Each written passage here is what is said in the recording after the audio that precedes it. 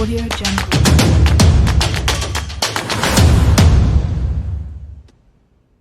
Le jeu d'Espagne ne se repose pas sur un avant-centre. C'est ça, c'est ça, une équipe. Ils vont bloquer. Connais ça. Ça va partir. Ça va partir. Tu laisses jouer. Ça va partir. Ça va partir dans ça va finir pour un match sans passe et Prono, vous allez rapidement. céder. C'est un match qui reste un petit peu compliqué. 1-0, je prendrai un cadeau. 1-0 en faveur de De l'Espagne. l'Espagne. Ça reste que de pronostics. Ne prenez pas tout au sérieux. Vu que ça reste des pronostics. Ce n'est pas grave si on se trompe. Ce n'est pas aussi grave si nous donnons des pronostics qui partent souvent avec la même réalité sur le terrain. Ne prenez pas beaucoup plus au sérieux sur ça parce qu'on peut se tromper. On peut se dire aussi des très bons pronostics. Donc, retenez très bien. C'est juste un rappel pour que nous puissions ne pas tomber. Oh non, à qui on va donner des pronostics allant de 3-0, 4-1, 2-0. Oui, félicitations à Junior Mukende pour ça. Ça reste le football. Ce n'est pas une science exacte. Il peut avoir raison aujourd'hui 1, 2, 3, 4, 6 fois. Il peut aussi avoir tort 1, 2, 3, 4 à 7 fois. Madame. Mesdames, messieurs, bienvenue dans ce nouveau podcast spécial héros avec Hakim Osiko. Oui, aujourd'hui, on parle Pays-Bas-France, mais également Turquie, Portugal. Deux grands matchs que nous allons suivre pour le compte de la deuxième journée de cette compétition européenne. Le casting aujourd'hui, c'est spécial avec un nouveau visage, Cédric Mouipataï. Moi, j'aime l'appeler beaucoup plus Céda. À qui j'ai dit bonjour, bienvenue chez nous. Bonjour Hakim, bonjour à nos amis qui nous suivent de partout. C'est un réel plaisir de venir ici faire rêver à toutes ces personnes qui sont en train de nous suivre ce qui est la réalité du football. C'était un rêve, aujourd'hui c'est une réalité, une vie pour nous. C'est un plaisir de me retrouver ici dans ce Dream Télévision. Dream Télévision, dans l'ensemble, avant que je puisse prendre Junior, c'est déjà un habitué. Dans l'ensemble, la compétition, on est pratiquement à la fin de la deuxième journée. Comment vous trouvez? Ouais, la qualité, l'intensité. Ouais, c'est une très bonne compétition. L'Allemagne fidèle à ses prestations, l'Espagne qui fait mieux. Ça reste à ce que la France aussi, dont on va parler, puisse aussi assurer. C'est une très très bonne compétition avec un niveau un tout petit peu élevé. Je pense que la suite sera des bons augures. Junior Mukende, bonjour, bienvenue. Bonjour à vous Hakim, bonjour à Cédric Mouipataï. J'aimerais quand même que vous puissiez dire que j'en ai l'habitude de pronostiquer et que les choses arrivent.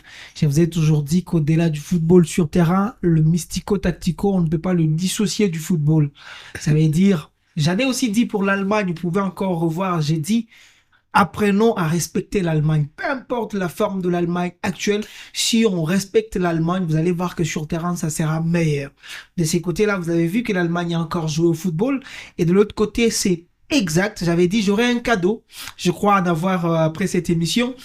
L'Espagne a battu 1-0 son adversaire du jour. Ce qui montre que le football, on ne rêve que de ça. Nous, on ne mange qu'au football. Même le peu d'argent qu'on a, c'est grâce au football. C'est certainement l'une des affiches que nous sommes en train d'attendre beaucoup plus depuis le début de cette compétition de l'Euro 2024 qui se déroule en Allemagne. Pays-Bas contre la France. Des équipes qui se sont d'abord retrouvées au niveau du même groupe lors des éliminatoires de cette compétition. Ils se retrouvent encore dans la même poule lors de cette phase de poule de l'Euro Allemagne 2024, Cédric Mouipataï, permettez-moi, de notre kilomètre comme de Kakimoseko. On comprend. Comme j'ai toujours l'habitude de le dire, à quel film tu t'attends de cette rencontre? À un match d'une intensité, d'un niveau très élevé du football européen. Vous savez, le Pays-Bas ont beaucoup approuvé devant cette formation de la France qui avait réussi à battre cette formation de Roland Koeman en aller et retour. Vous l'avez épinglé au sein de votre intervention. Ça restera un match où la formation hollandaise a besoin de faire mieux devant cette formation de la France qui reste parmi le gros écuries à battre tout au long de cette nouvelle édition de la campagne européenne. Un match à une intensité, je vais y arriver, électrique entre les deux mastodontes du football européen. D'un côté, le jeu, il est presque différent parce qu'avec le Pays-Bas, on connaît que c'est une formation qui a l'habitude de faire un tout petit peu le tiki-taka comme la formation espagnole. On connaît d'ailleurs que le tiki-taka provient de cette équipe de la Hollande avec la période où cette formation avait joué 2 finales de la Coupe du Monde malheureusement manquées. Et puis après, la suite, ça n'a pas été des bons augures, mais ça restera un match très important pour cette formation qui aura un goût amer de se racheter après ces 2 différentes défaites. Quant à la France, il faudrait bien sûr affirmer son statut des favoris devant cette formation du Pays-Bas. Ça restera un match très important où voilà, le meilleur sûrement dans presque tout le compartiment va réussir à l'emporter face à 2 défenses qu'il faudra nécessairement battre. D'un côté, il y aura Upamecano et avec Saliba, et de l'autre côté, il y aura le joueur de Liverpool qui a Van Dijk qui sera de la partie pour essayer de bien défendre sa cage. Bref, ça restera un match où on attendra certainement pas assez de buts, peut-être fermé, mais voilà, du reste, on aura besoin d'un gagnant. Voilà. Junior Mukendi, Pays-Bas-France, un choc du groupe D de cet héros. À quel film tu t'attends? Pour ne pas me redire aussi, parce que j'essaie de tout répéter de ce que Cédric a dit, mais je m'aurais dire que sur papier, plus la France par favori. Parce que quand vous avez le 9 dernières rencontres, bon, je peux partir de 2017 jusqu'à remonter en 2023. On ne peut pas parler des confrontations directes. Des confrontations directes, bien sûr. Vous avez 9 rencontres que je retenais. Et dans le 9, vous pouvez voir que la France en a 7 comme victoire et Pays-Bas en a seulement 2. Donc, vous pouvez comprendre ici que il n'y a pas assez de matchs nuls, même quand aujourd'hui... 0 match nul. 0 match nul.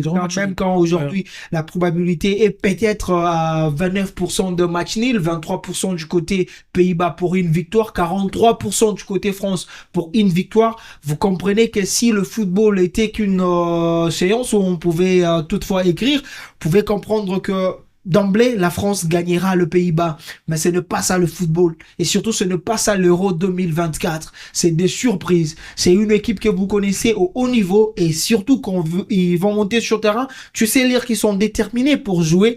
Mais dès le premier coup de sifflet de l'arbitre, ça sombre directement. Donc, on va voir la France. Je vous le disais l'autre fois hors caméra que la France doute. Même dans le vestiaire, quand vous sentez les discours, ça veut dire nous ne sommes pas tellement sûrs de nous-mêmes, mais les gars, on va être sur terrain, on va jouer. Et je sais que quand la France arrive à dire peu importe ce qui se présente devant nous, les gars, on va jouer, la France est encore plus déterminée qu'avant. Rappelez-vous à la Coupe du Monde, la France qui devrait jouer l'Argentine, Pogba a dit, Messi ou pas, on s'emballe le truc, on va pour jouer au football. Et j'aime ça du côté France, j'aime ça du côté Le Champ. On lui donne pas actuellement beaucoup de chance, mais je pense que contre Pays-Bas, ça sera un match de qualité, mais un match qui va plus se jouer du côté de taille. Ici, Cédric, vous parlez de deux défenses qui ne seront pas le défense où il faut passer facilement. Un défenseur de ces deux pays-là, ça s'appelle un lion. Parce que de l'autre côté, on va t'empêcher d'arriver et voir leur gardien de but. De même côté aussi de la France. Mais de deux côtés, il y a aussi des techniciens. C'est ce que j'aime. Il y a des techniciens capables de dribbler, capables de donner le ballon au bon moment. Ce que nous, on veut voir, c'est le football. Le football ne sera pas seulement sur papier, mais c'est sur terrain qu'on veut voir le football.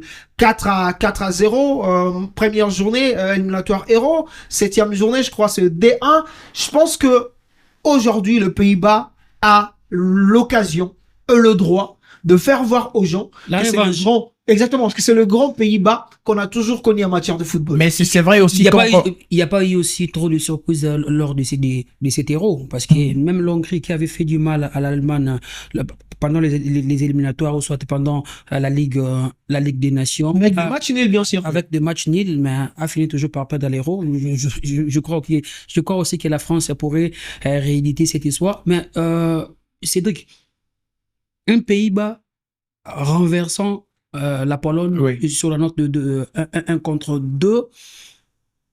Titillé déjà au début de la rencontre, mais avec la confiance, ils ont réussi quand même à remonter les scores et à gagner la rencontre.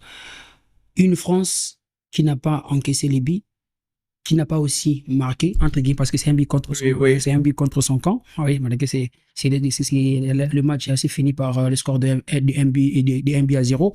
Pensez-vous qu'il y aura de l'intensité, la qualité tout au long de cette rencontre avec ces deux défenses? Ouais, je pense qu'il y aura de la qualité, il y aura de l'intensité. Ce sont deux grandes équipes qui vont jouer. C'est vrai que la France a un tout petit peu ronronné. Ça a été un peu laborieux pour la France lors de la première rencontre, mais on sait tous que les premières rencontres de chaque compétition ont toujours été compliquées et difficiles pour les différentes équipes, mais il fallait les faire pour la France.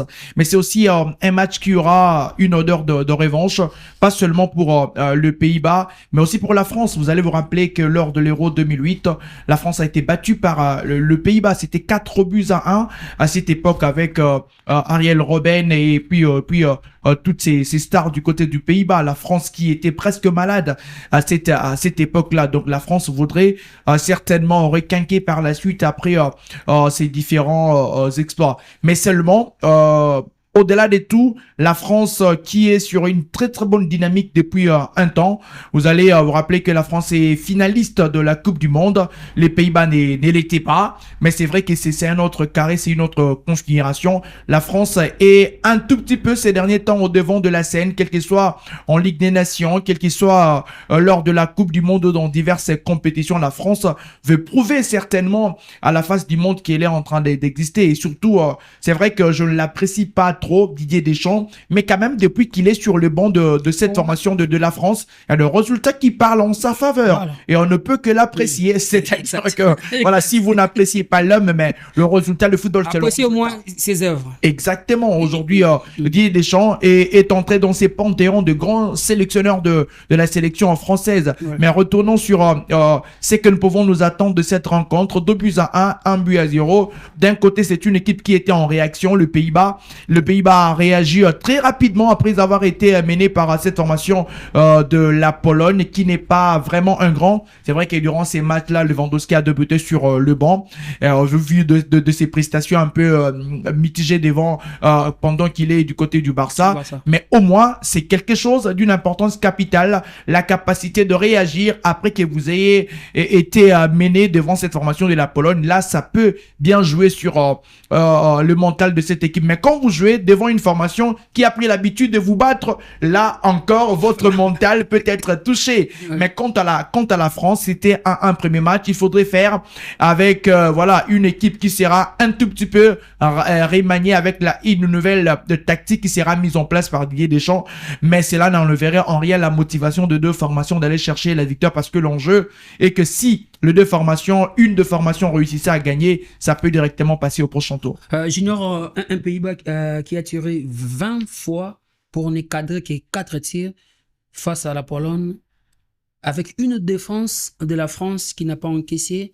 Mais même si on était trop critique par rapport à cette défense, au Mécano, il y a Saliba, Hernandez ainsi que Koundé. Oui.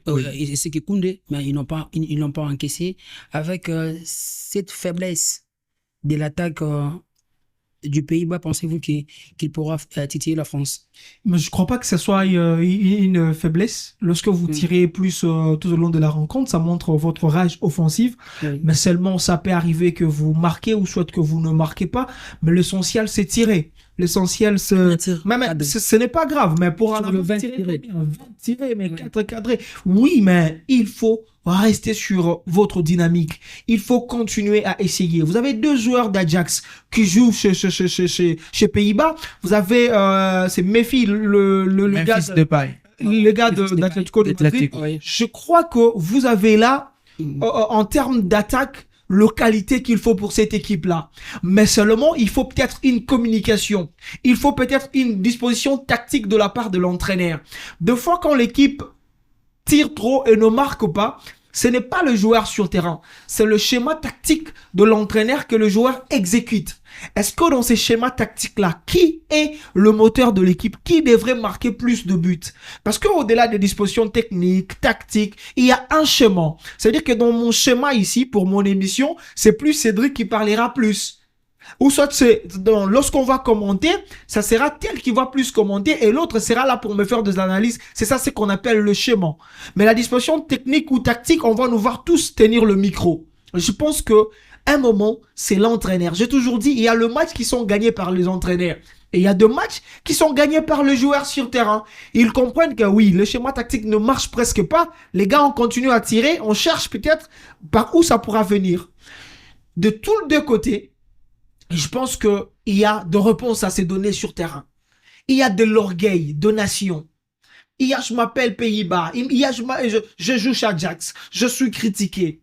On pense qu'Ajax n'est pas une de grandes équipes, pas l'un de grands clubs, mais je dois prouver avec ma nation que je peux si on me donne confiance.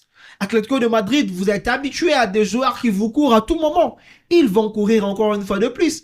C'est vrai, vous parlez de cette défense française, mais moi, ça ne m'impressionne presque pas. Ça m'impressionne presque pas pour l'absence, je crois, des Varane que je n'ai pas vu dans l'équipe. Et moi, ça ne m'impressionne presque pas. Ça reste une défense. Mais seulement, s'ils sont disciplinés, ils peuvent gérer le joueur mentalement avant de le gérer physiquement. Parce que plus vous gérez physiquement, vous rendez la rencontre trop physique, vous risquerez d'avoir des cartons. Et la France aujourd'hui, excusez-moi, je commence à voir que Kylian, c'est vrai, les gens sont contents, il est parti chez Real de Madrid, mais moi je ne lui trouve pas le grand attaquant qu'on voyait l'autre fois. Il est devenu un pleurnichard sur terrain, il est devenu un joueur qui réclame à tout moment. C'est qui pourra faire encore quelques pimpins du côté de la France. Mais la France, je pense aussi doit faire très attention dans le couloir droit de cette formation du Pays-Bas parce qu'on retrouve un défenseur comme Dumfries. Déjà, du côté de l'Inter, il était un habitué de 3-5-2. Il utilise très bien le couloir comme étant piston. Et déjà avec ces jeunes anciens de Paris Saint-Germain, Xavi Simons, qui aura beaucoup à prouver dans cette rencontre. Je pense que ça va être... il n'est pas le seul, il est aussi accompagné de l'autre côté, c'est Nathan Ake. Nathan Ake, ouais, c'est vrai, Nathan Ake qui va aussi jouer comme vraiment... il veut des passes décisives. Oui, qui va vraiment livrer un très grand match, je pense bien, devant la formation de la France. Lui d'ailleurs, un adepte de plusieurs tactiques de Pep Guardiola. Ça va être le deux joueurs qui vont être la clé tout au long de cette rencontre. J'ai toujours été contre de voir Jules Koundé comme arrière droit avec la France. Et d'ailleurs, c'était les débats. Une petite parenthèse avant le début de la saison du côté du Barça. Xavi lui avait dit, ben voilà, je voudrais t'utiliser comme arrière droit. Lui voulait être dans l'axe. C'était un peu compliqué, mais je ne retrouve pas le vrai faculté de Jules Koundé. C'est un peu un joueur de moins en attaque parce qu'aujourd'hui, le football, c'est aussi avec le couloir. C'est un peu un joueur de moins en attaque avec la sélection française. Il y aura plusieurs velléités du côté de la défense française qu'il faudrait vraiment maintenir devant ces assauts de défenseurs du Pays-Bas qui vont vraiment faire peut-être mal à cette défense de la France qu'il faudrait vraiment surveiller. Il y aura aussi Gakpo, le joueur de Liverpool, qui va vouloir, Cody Gakpo, qui va vouloir faire aussi mal dans cette il a marqué lors de la première journée. Il a marqué lors de la première journée. C'est vrai que ça va être aussi une bataille du milieu du terrain entre Rabiot qui va être titulaire aujourd'hui et aussi N'Golo Kanté et qui va aussi jouer, mais face à ces milieux de jeunes qui ont beaucoup à prouver. C'est vrai que le Pays-Bas n'a pas De Jong, mais ils ont réussi à bien faire les choses contre la formation de la Pologne. Je pense que la France doit faire beaucoup attention avec cette défense qui ne rassure pas. C'est vrai qu'ils n'ont pas encaissé, mais ils n'ont pas été rassurants, le défenseur français. Mais c'est vrai qu'il est au niveau à chaque fois que vous jouez un autre match. Chaque match a une nouvelle intensité. Chaque match a ce qu'il propose. Je pense que ça va être un duel allaitant entre ces deux formations. On aimerait voir le but, mais certainement, tactiquement, ça va être un match serré. Coman aura beaucoup appris de ces deux défaites contre Didier Deschamps et il faudra vraiment beaucoup approuver ce soir. Seuls les imbéciles qui ne changent pas, il pourra quand même aujourd'hui changer. 2 défaites de suite à l'extérieur et à domicile. La France risque de jouer sans Kylian Mbappé. Le G est beaucoup plus focalisé vers ces jeunes talents. Mais aujourd'hui, il pourrait être absent. Et Barcola peut jouer à sa place avec Marcus Thuram ainsi que Ousmane Dembélé et Junior. Pensez-vous qu'aujourd'hui, que la France peut se libérer? Oui, bon, une équipe n'est pas forcément un joueur, mais il y a toujours eu un meneur, ça veut dire celui qui porte l'équipe. Kylian, c'est lui le capitaine de l'équipe actuellement. Et réellement, il est très important pour la France. Mais cela n'exclut pas tout ce que vous avez fait à l'entraînement. Cela n'exclut pas le talent de Dembélé. Cela n'exclut pas le talent de Rabiot. Parce qu'on lui a cité ici, je me suis rappelé quand même de lui qui ne convainquait plus le champ. Mais je pense que quand il est appelé par le champ lui-même, c'est important. Il y a les N'Golo Kanté. Tous les joueurs peuvent jouer pour la victoire de l'équipe. Mais ce n'est pas seulement un Kylian. Moi ici, je déplore cette façon de voir les choses où il faut X joueurs. Vous savez, bon, ce ne sont pas les nations à comparer, mais ça reste quand même des nations de football. J'aimerais comparer à l'équipe congolaise aujourd'hui, la RDC. Est-ce qu'aujourd'hui, Sébastien Desailly pourra nous dire c'est tel le meneur de mon équipe? Quand il est absent, mon équipe sombre. Personne. Aujourd'hui, tout le monde est joueur. C'est pourquoi la France, aujourd'hui, devrait nous démontrer qu'à part Kylian, nous avons d'autres joueurs à vous proposer. Kylian est peut-être le plus jeune de l'équipe, mais cela n'exclut pas le talent des autres. Avant Kylian, on a connu de Benzema, on a connu de Giroud, on a connu beaucoup d'autres joueurs chez la France. La France a toujours eu de qualité de joueurs, mais seulement, comme dans le football, on sait se dire, c'est Lionel le porteur de l'Argentine. De même, aujourd'hui, c'est Kylian le porteur de la France. Voilà. Nous allons quitter. Comprenez? Oui, oui. Donc, nous allons quitter le groupe D pour parler cette fois-ci du groupe F de cet Euro Allemagne 2024, Turquie, Portugal, Arda Güler, Cristiano Ronaldo. Ça, non, c'est pas une comparaison. C'est vrai que Arda Güler a un privilège de jouer devant cette méga star Cristiano Ronaldo. 20 ans depuis le dernier Euro 2004. Aujourd'hui, Cristiano Ronaldo est resté cette légende. Je reviens encore une photo avec toutes ces stars du Portugal. Énorme. Hors pair. Voilà. Donc, une carrière où tout footballeur voudrait bien sûr jouer. C'est un honneur pour Arda. J'espère qu'il aura le maillot de Cristiano Ronaldo à la fin. Mais ça reste un match de football.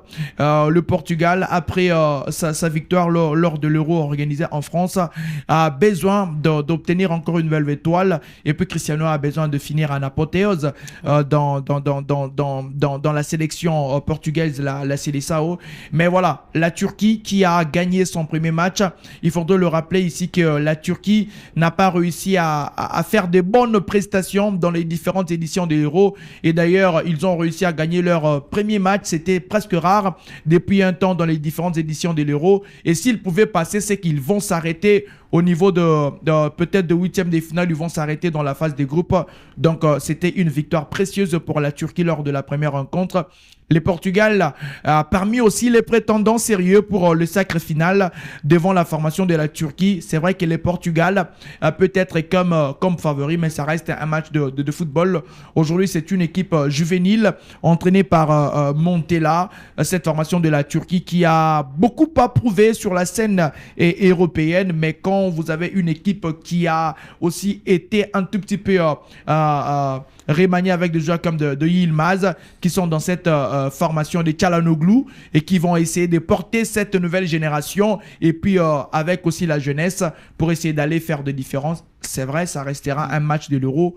On s'attendra certainement au spectacle et pourquoi pas au but de Arda Güler devant Cristiano. Ça pourrait être une surprise. Junior Moukendi, c'est une rencontre, un choc de ces groupes, puisque les deux équipes ont réussi quand même à gagner leur première rencontre. Une victoire pourrait peut-être permettre au Portugal ou soit à la Turquie de se qualifier au prochain tour. Est-ce que la Turquie, un outsider, Oui, en fait, c'est mieux. Ça arrive comme ça en football. Il y a deux nations qui arrivent. Et vous êtes... Vous avez commencé à sourire comme ça. Bon, en fait, bon, mon problème, c'est que outsider, parce qu'ils ont fait quoi? Vous doutez de la Turquie. Ils ont quand même battu la Géorgie. 3-1 de la plus belle de manière. Mais je doute à 100%. Et je l'ai dit l'autre fois, ce n'est pas pour autant qu'au Vita quitte la Lina Foot pour la Coupe du Congo, que les Aigles du Congo prennent la place de Vecleb. Non, ce n'est pas ça. Peu importe le résultat, tu es à ta place. C'est ça même le respect. Tu es à ta place, je ma place. Et le Cristiano Ronaldo, qu'on connaît tous, face aux équipes comme ça, Ronaldo vient. Et j'ai pas encore suivi ces mots avant la rencontre, mais je pense que sûrement il va rassurer aux Portugais de venir regarder la rencontre avec beaucoup d'assurance parce que il va encore une fois de plus s'illustrer.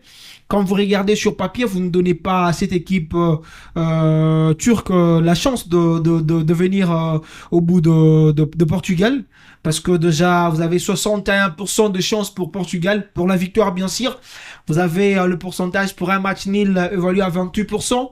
Vous avez moins de pourcents pour une victoire de Turquie. Mais cela ne exclut pas aussi le football. Le football contient de surprises. Lorsque vous faites 2 erreurs sur terrain, ça pourra vous coûter. Peu importe votre nom, ça peut vous coûter. Et quand vous voyez que Turquie pourra se qualifier, mais pas vous. Alors, ça arrive comme ça. Mais le nom que garde chacune de ces 2 équipes nous promet un football.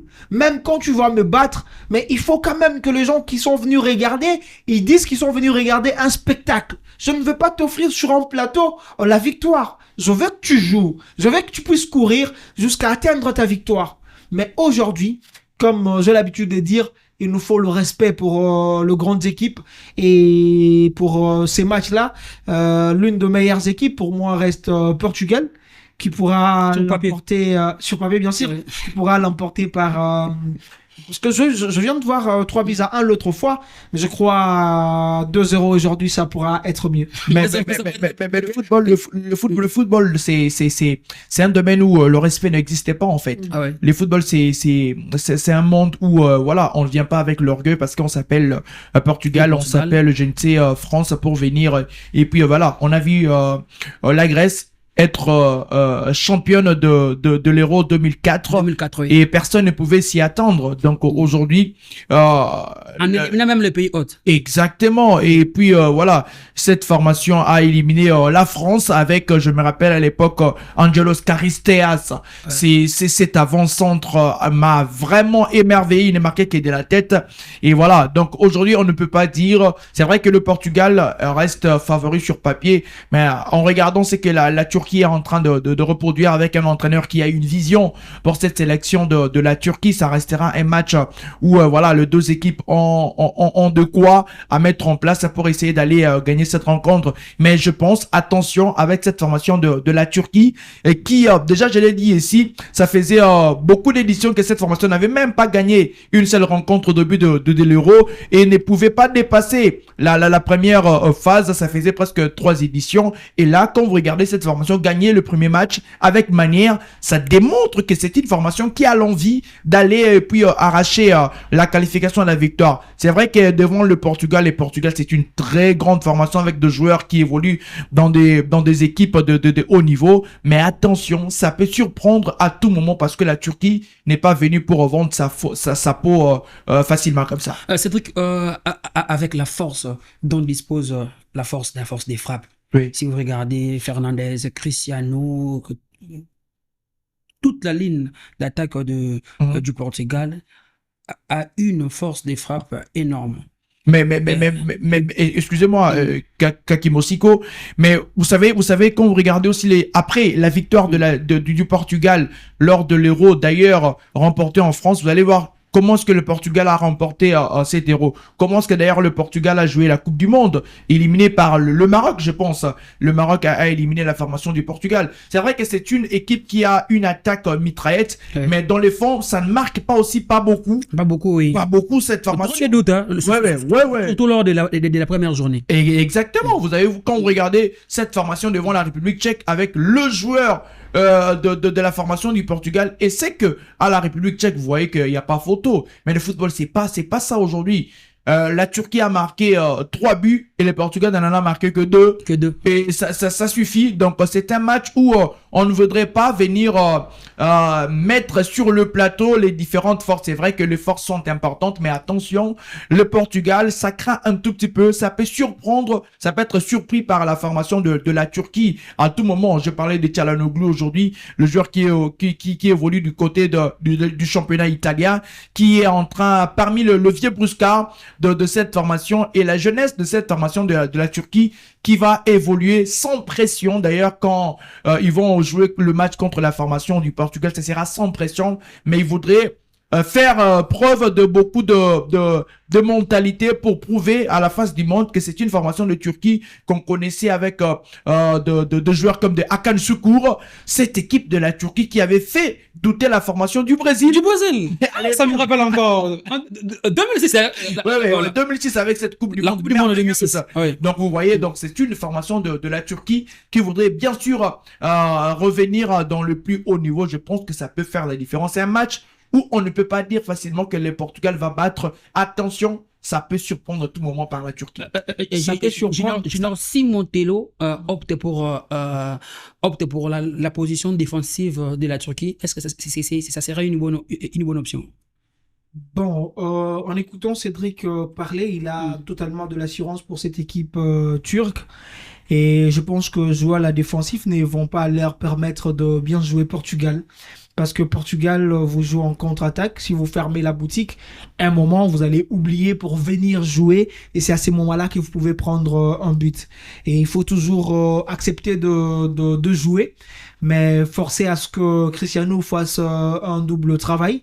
Ça veut dire vous lui attaquer. Pourrait être nécessaire exactement, qu'il y ait une défaite. Ah ouais. Je pense qu'il faut embêter Cristiano. Je viens de jeter encore un coup d'œil pour voir que le plus vieux joueur de l'attaque turque a 33 ans. Et les restes des joueurs, vous nagez entre le 25, le 26, le 19 ans, le 18 ans même. C'est qui montre que face à une équipe qui a entre guillemets quelques vieux, vous pouvez les fatiguer très vite et les jouer au bon moment. Et je pense que c'est juste un travail d'entraîneur, au-delà de tout ce qu'on peut dire sur Portugal.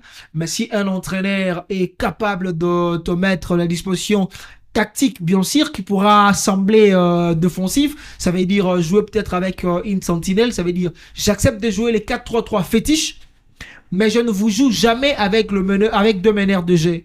Je vous joue plutôt avec 2 milieux de terrain qui sont défensifs.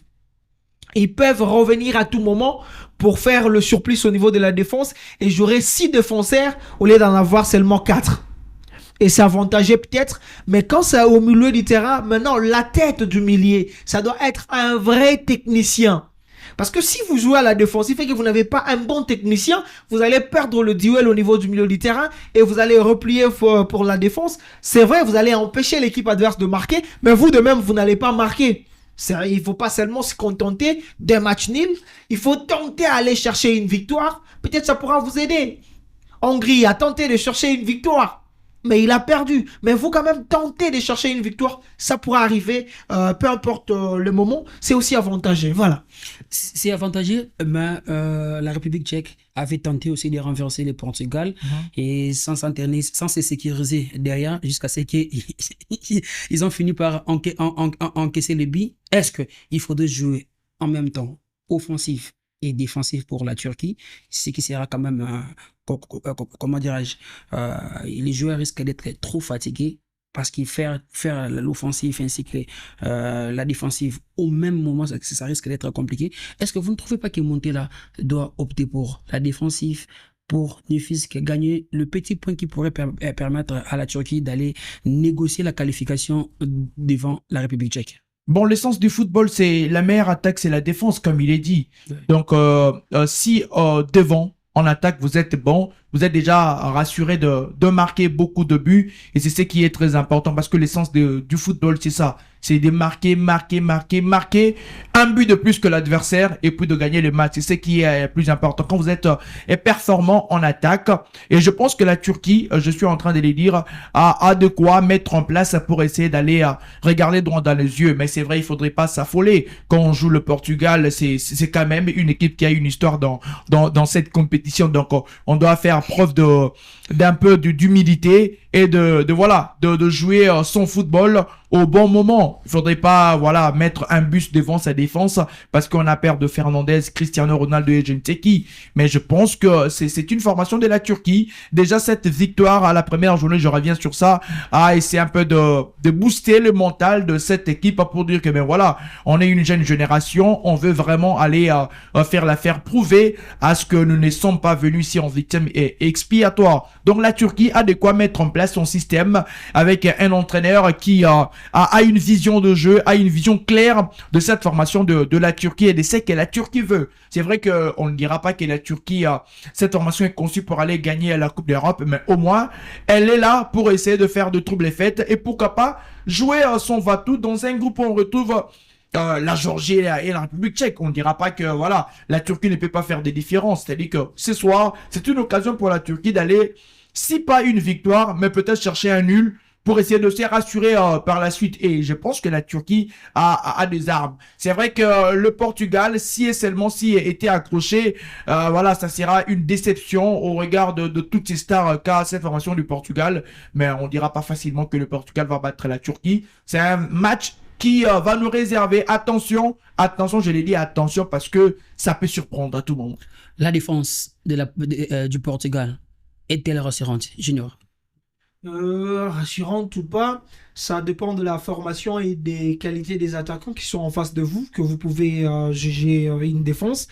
Mais jusque-là, comme ils n'ont pas encore trop encaissé, je pense que c'est l'une de meilleures défenses. Ouais, mais il y a Diaz et Pépé, c'est du lourd en défense. Le duo d'enfer. Ouais. Et il y a deux équipes, c'est vrai. Les gens n'aiment pas peut-être ça. Je crois peut-être être le seul qui adore le discours, qui adore l'histoire des équipes. Mais je pense que c'est une équipe, selon son histoire, qui se rappelle à chaque fois le grand nom qu'il porte, comme Portugal. Vous ne pouvez pas blaguer parce que avant vous, il y a eu des joueurs à la défense là qui n'ont pas blagué. Et du coup, quand vous portez la lourde charge de protéger la cage, vous devrez très très bien le protéger. Et ils seront là pour défendre. Les attaquants, je vous ai dit, du côté Turquie, ce sont de jeunes.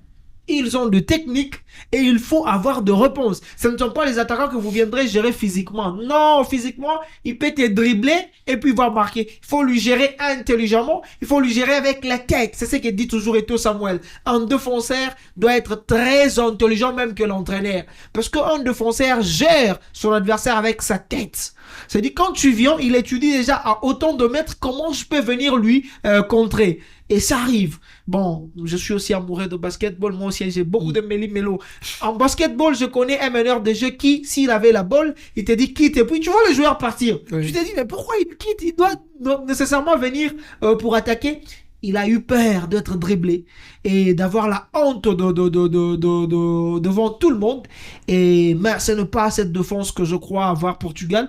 Ils ont la meilleure défense, pour moi. Cédric, nous sommes arrivés à la fin. Pensez-vous que Arda Güler peut briller lors de cette rencontre? Ouais, je pense que c'est une vitrine pour lui. Vous savez, déjà, il a une information qui ne sentira pas facile du côté du Real Madrid cette saison.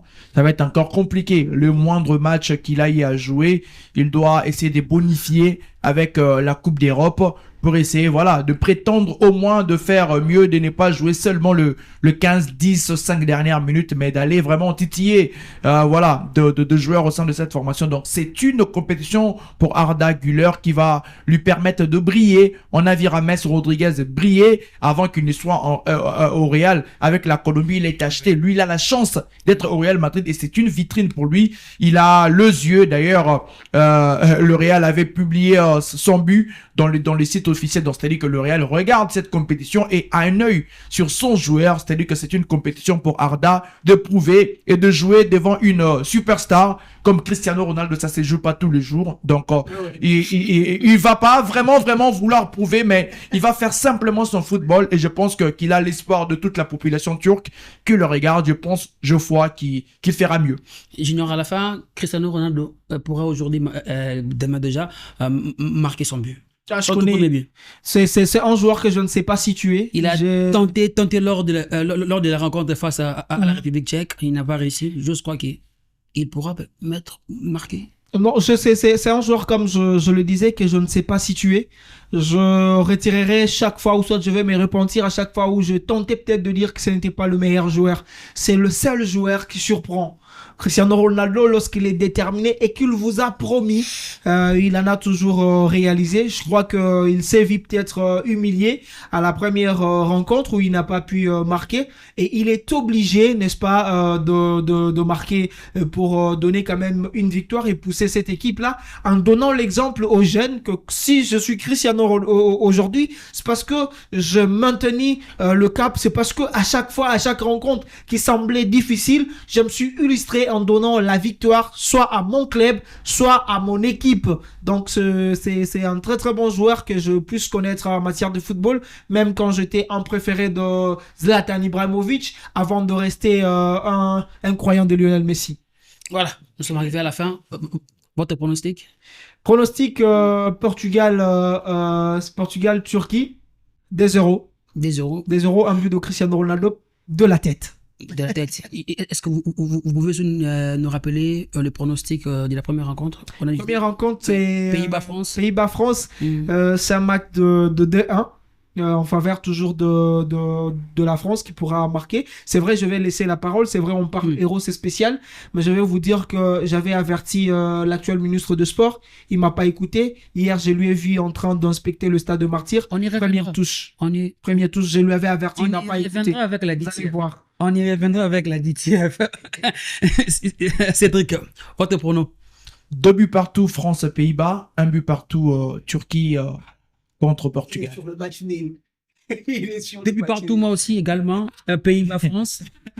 Voilà. 2 buts partout, Pays-Bas-France. Vous allez dire qu'il tente, des fois ça marche, des fois non. Non, ça reste le football. Ça reste le football.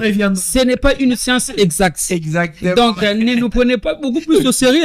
Exactement. Exactement. Sérieux, c'est simplement de suppositions, donc des prédictions. Donc, exactement. 2 buts partout, Pays-Bas-France et 1 contre 3. Donc, 1 pour Turquie, 3 pour les Portugal. Voilà. Nous sommes arrivés à la fin de ce podcast spécial Héros 2024 Allemagne. Ça se joue en Allemagne. Comme j'ai toujours l'habitude de le dire, si c'est pour la toute première fois, n'hésitez pas de liker, de vous abonner et d'aller cocher sur la cloche de notification pour ne rien rater sur tous les contenus de Dream Télévision. Quant à moi, je vous dis au revoir. On se retrouve au prochain numéro. Audio Jungle.